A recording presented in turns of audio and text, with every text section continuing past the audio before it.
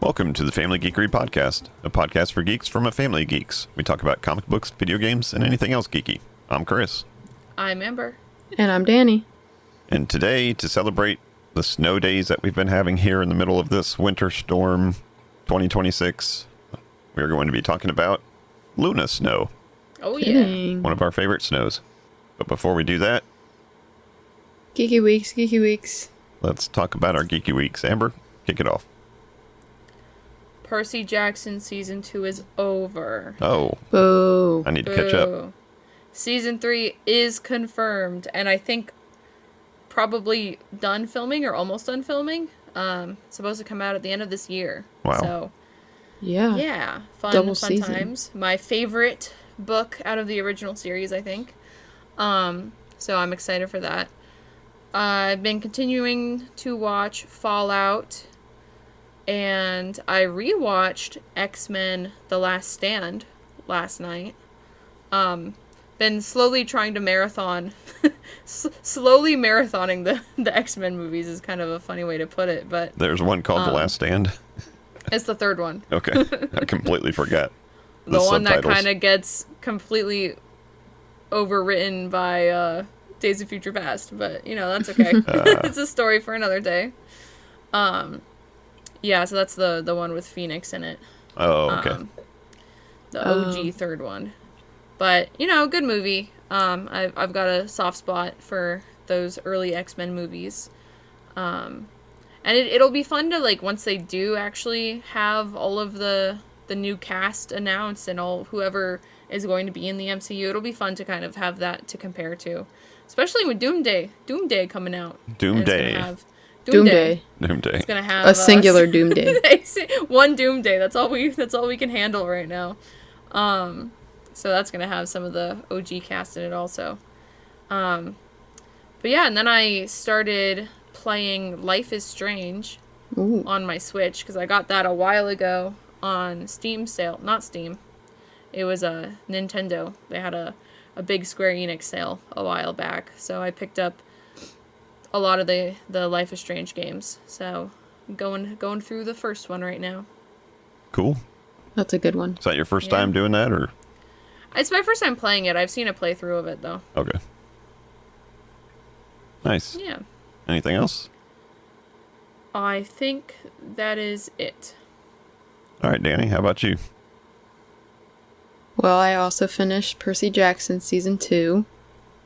And I liked their little teaser at the end of it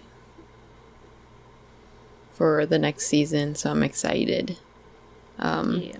That's my whole TikTok edits right now is Percy Jackson and Traders. I'm getting those, and I'm getting Rogue and Gambit from X-Men 97. Oh. Wide array. But yeah, continuing to watch Traders. And then my friends and I had a little snow day game night last night. So we played the classic Uno No Mercy. I called it. Which wasn't as merciful. We had a few pretty chill games. But then we played a new game called Monikers, which is like a charade game. So you basically split up into two teams, and then there's different rounds of charades. So first is you can say as many words as you want, and then the second round is you can only say one word to describe your card, and then the third round is only charades. That's cool. Oh. And then the winning team has the most cards. But that was pretty good. So, good all game night. Other than that, not much going on for my snow days. All right. Well, I started, I need to catch up on Percy Jackson. I'm a little behind on that. But that's because I just started re-binging the Hunger Games movies. Whoa. Oh. And that's because I'm in the middle of reading the Hunger Games book, Sunrise on the Haymitch, or whatever it's called. Sunlight on the repeat. Sunrise. I know you said sunlight the other day. Yeah. Oh. So I'm I'm reading through that, and it's kind of neat because there's pieces of that obviously tie back to the original movies, which are in the future of that. But there's also things in the original movies that call back to that book, which I imagine wasn't written at the time when the first movies came out or the first books came out. So it's kind of neat to see that there's little things sprinkled in there. And it's good to rewatch these because after I watched the first one last night, and there was things in there that I completely forgot. So like I didn't even know how they won or how she won. So I was like, oh yeah, now I remember. But that's fun. It's a good snow day activity just to rewatch something that you've seen before. Yeah. Well, the more you read the book, the more you understand why Haymitch is an alcoholic. Yeah. True. Well, yeah, I can kind of tell that. I mean, in the second movie, at the very beginning, I'm not spoiling anything, but I like his line where she said something about winning, and he said there is no winners. There's survivors, but there's no winners. Right. So that kind of tells you that he's lived this life. Oh, and that in the train ride never ends. That was another good line. Oh yeah. You know, you may get back to District 12, but this train ride never ends. So The winners are the real losers. he's a good character. And I'm halfway through the second movie now, Catching Fire, so I get to have some good Finnick quotes for next week maybe. Nice. But other than that, been shoveling snow, watching idiots try to drive their cars through snow. Snow is Hunger Games related.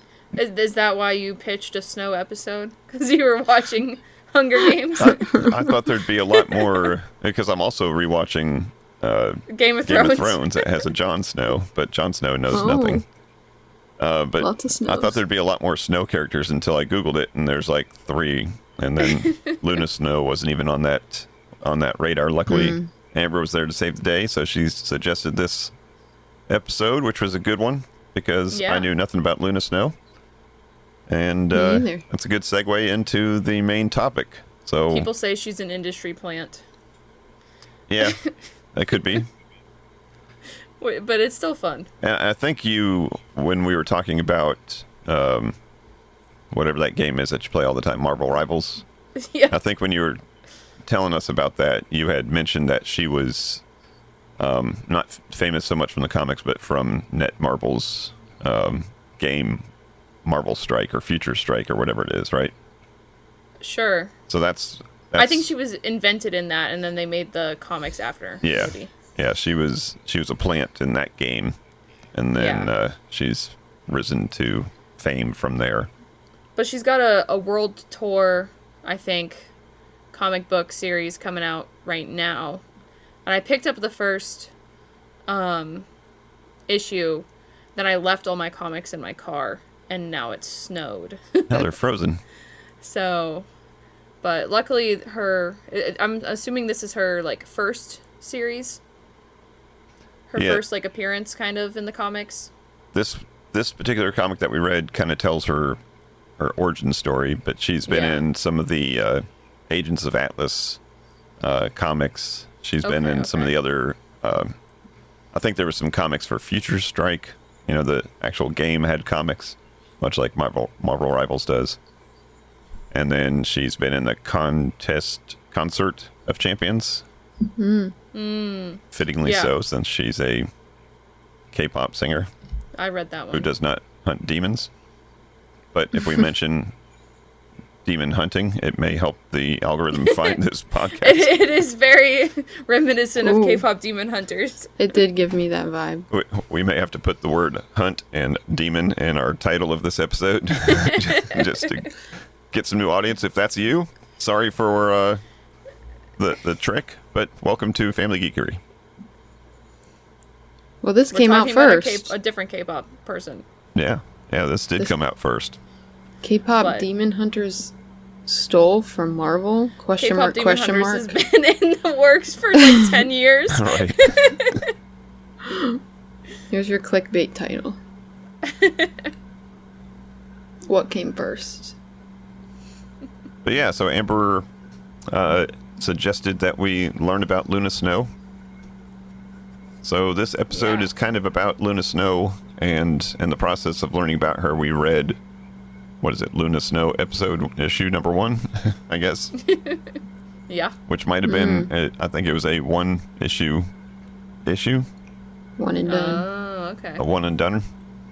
And it featured also a small little comic of the, what was it, future Avengers of Japan? Yes. Yeah, it did. Which, I'm not one to make accusations of racism or anything, but, I mean, it kind of seems like, oh, let's throw this story about Japan in with the Korean girls book. Those darn old white guys at Marvel don't know the difference. But I know that's not the fact, because I think most of the people involved in both of these stories, I believe they are Asian.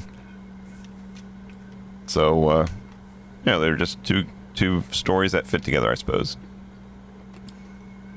But let's talk about Luna Snow.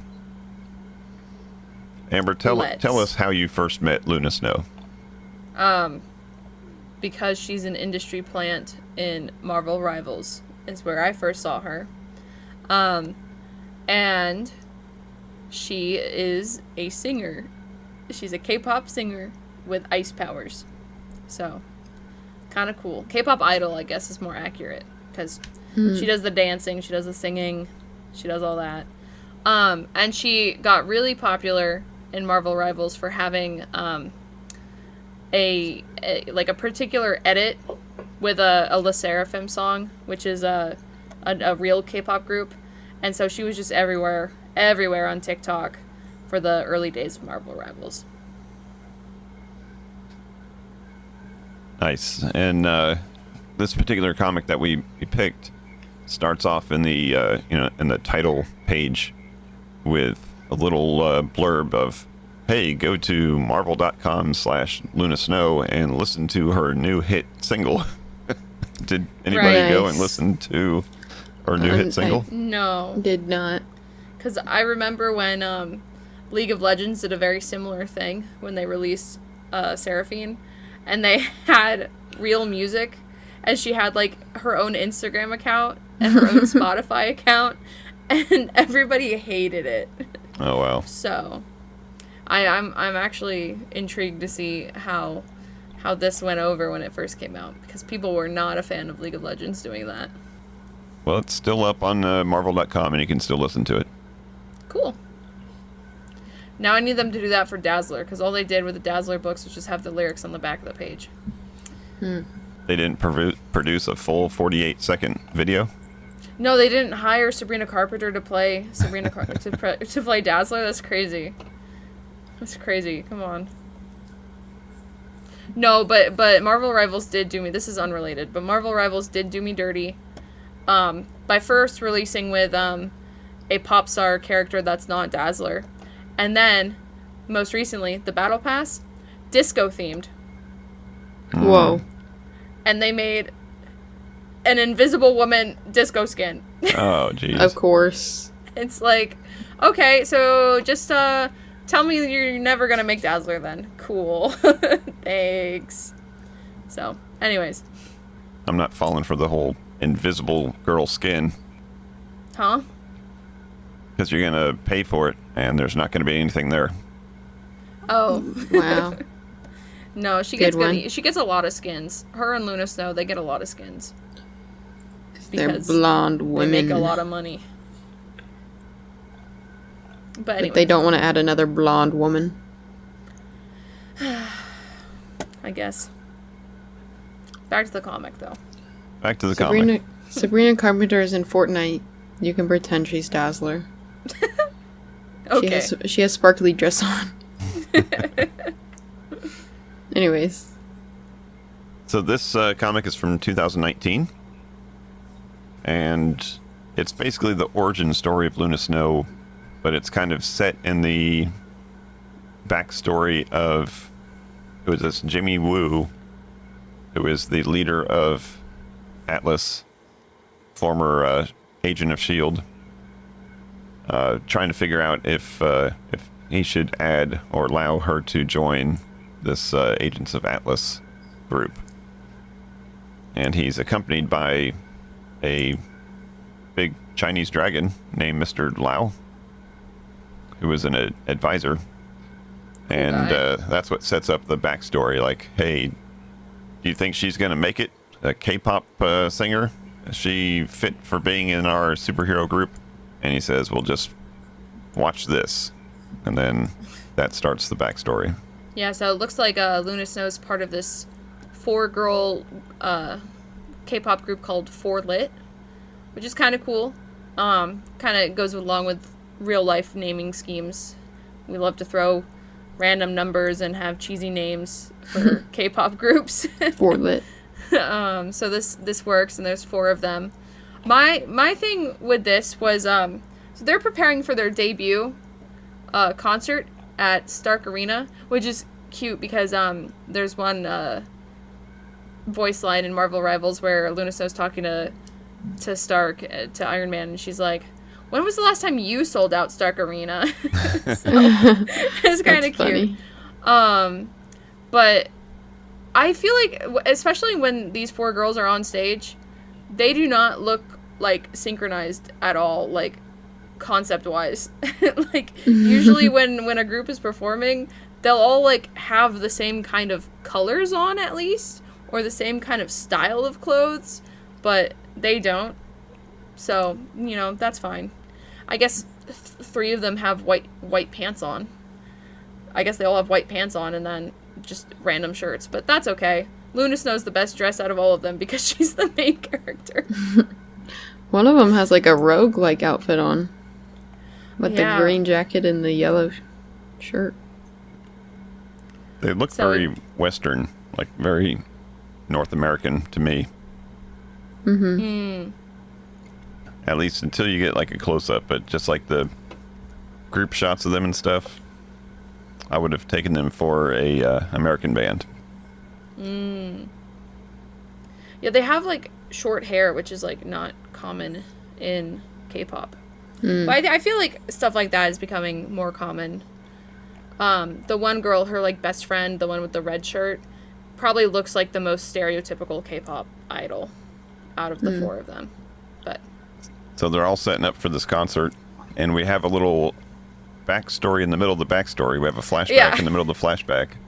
And I like to call this flashback the Temu experiment gone wrong, because they wanted to buy some special effects for the stage, and they got like the state-of-the-art special effects, and then the girl's like, oh, did you buy those from Stark? And he's like, nope, can't afford those. I got these from Temu. As soon as I saw that, I'm like, oh, the bad guys sold it to them. Right. So we know something's going to go wrong with these special effects. We just don't know what. But apparently the bad guys had planted this device to tear down the security so that they could come in and steal some reactor cores from the nuclear reactor that powers Stark Arena. That's something like that. Yeah, that's a good moment. Like, we're gonna take the big tech thing. Yeah. And did you notice that the, I guess, supervillain, if you will, is from AIM? She is an AIM agent. Yeah, what is that? That sounded familiar. Isn't AIM from, is it Iron Man 2 or 3?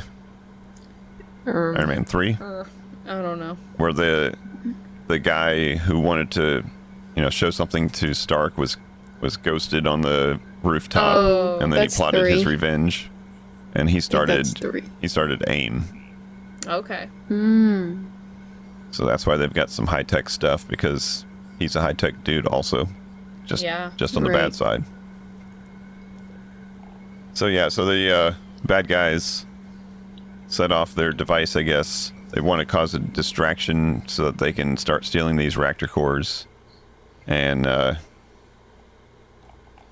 they end up taking the 4 girls and throwing them into some ice chamber.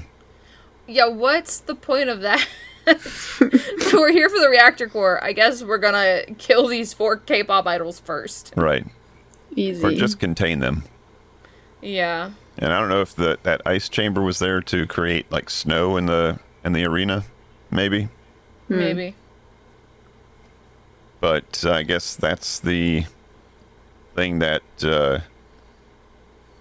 as Luna is trying to save her friends and get them out of there, she busts open some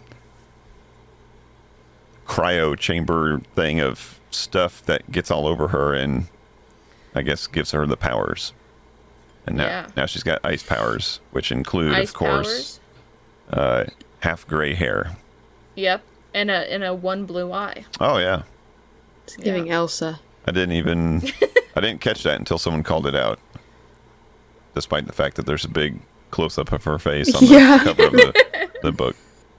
Hopefully my wife never asked me what color her eyes are because I apparently don't look at those things. What? Pay attention. Can I give you a hint? Pay attention to those. They're brown. Yeah, she's got brown eyes. Both of them? Yeah. All right. From what I remember. Unless you threw her in an ice chamber. Did her hair, Mr. I won't ask you. Is her hair turning white? We're kind of in an ice chamber right now. True. Where's my ice powers? So she gets the ice powers and then immediately knows how to use them and saves all of her friends from the bad guys by creating ice walls to stop the bullets. I made ice. Okay. Let's go mess these people up. So in Marvel Rivals, is that her main power is ice? Yeah. Like, is So she she's- offensive or defensive? Does she create ice walls? No, but so she has a team up with Emma Frost. Oh, that she can give her the ice wall. But no, she mostly throws little ice pieces and she'll heal the teammates and damage the enemies. But she has like a snowball that she throws to freeze someone. no. Cool. Yeah. She's like May. And then her ult is she just like starts dancing and then she can heal her teammates in a big circle. Because music heals. Yeah. Love it. But yeah. But she does give the ice. She's often part of team ups where the other person will get some kind of ice power also. So, Oh, that's cool. yeah. And her like base character art is really close to how she looks in this comic book. With the half hair or full white? Half hair. I like it. Yeah, so she gets a lot of skins because just as a character, she is like got a cool concept where you can do like fun things with her hair being 2 different colors and she's also just a really played character, so she gets a lot of skins. Yeah, and I don't think that's unique to Marvel Rivals because I think I saw an article about Future Fight where it said that she's got more premium skins than she does normal skins or something now. That's funny. I don't know what that means, but that's sounds about right. Have either of you ever played the Future Fight game? No. I have not. I'll have to check that out sometime.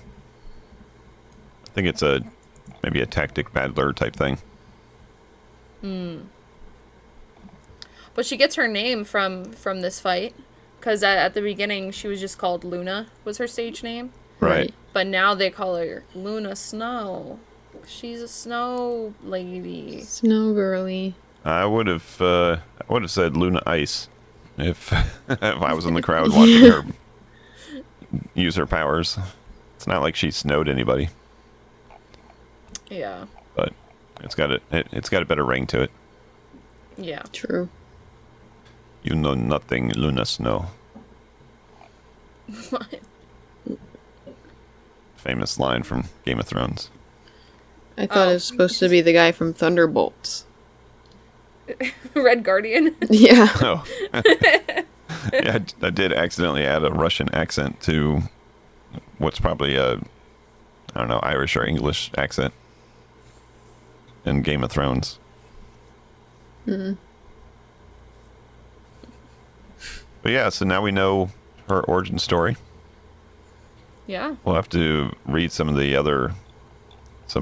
have you read the contest or the Concert of Champions, Amber? I think so, because that one has her and Dazzler in it. And a couple other people that do music. They should collab. They should deathmatch. Oh. Oh. I think at this point Luna Snow would win, just based on popularity.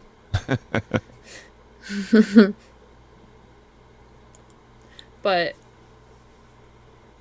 yeah, it's cool that she's all about saving her friends. She wants to save her friends and save the world. And sing while doing it. So cute.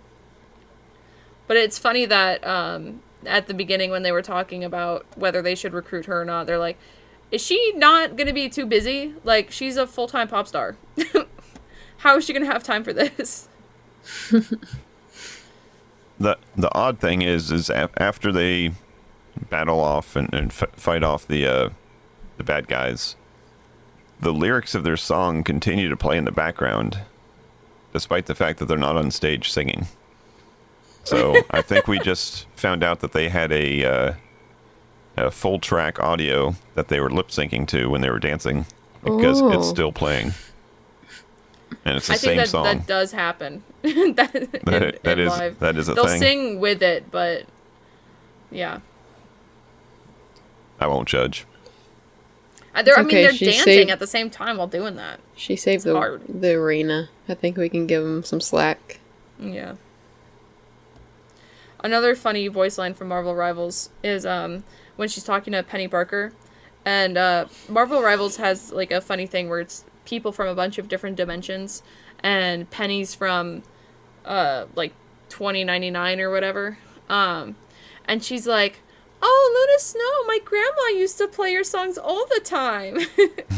So fun retro music."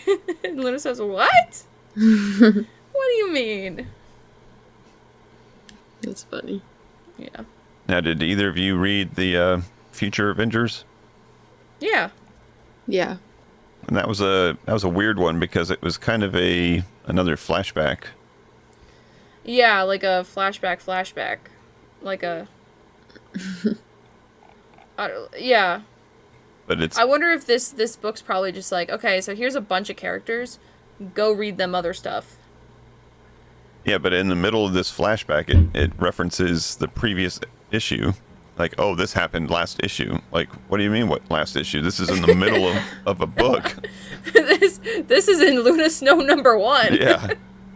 Where is Future Avengers #0? Because we missed something.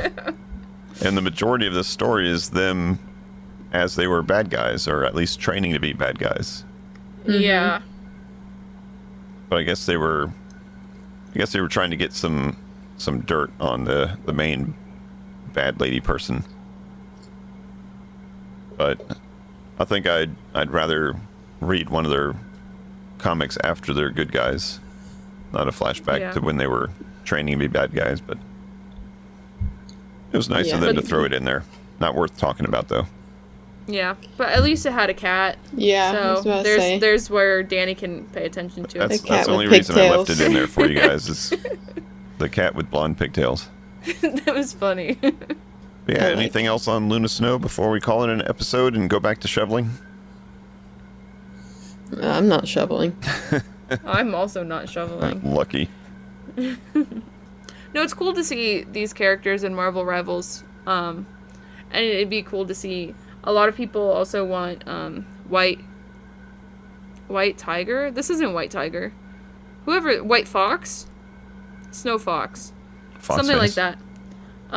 Is one of the other girls in the Agents of Atlas, and so people have been wanting her in Marvel Rivals a bunch also. Oh, she did. Yeah, she teamed up with White Fox And That's it. Crescent and the Magic Bear Spirit, EO. Okay. Cool. All right, well, let's go ahead and wrap up this episode. Let us know, listeners out there, if you've read or played with the character Luna Snow before. We'd like to find out. What do you think? Yeah, let us know. And let us also know who would win in a death match between her and Dazzler. Oh. And Elsa. And Elsa, yeah. Throw Elsa in there for no reason. Our next March Madness bracket will be blonde girls. Okay. You're in there too then, Danny. All right, well, I guess that's going to wrap up this episode. Go ahead and check out our socials, check out the YouTube channel, see what's going on there. We thank you as always for listening. Hope you weren't affected too much by the winter storm, because I think it affected everybody a little bit. But hopefully you're all nice and warm again listening to your favorite podcast. And then took some time out of that to listen to us as well. To ours. Yeah. Well, that's going to wrap it up for this one. Thank you as always for listening. And until next time, peace out Peace out. and geek out. geek out. out. Thank you for listening to the Family Geekery podcast. For more information, visit www.familygeekery.com. Don't forget to subscribe at your favorite podcast provider. And until next time, peace out and geek out.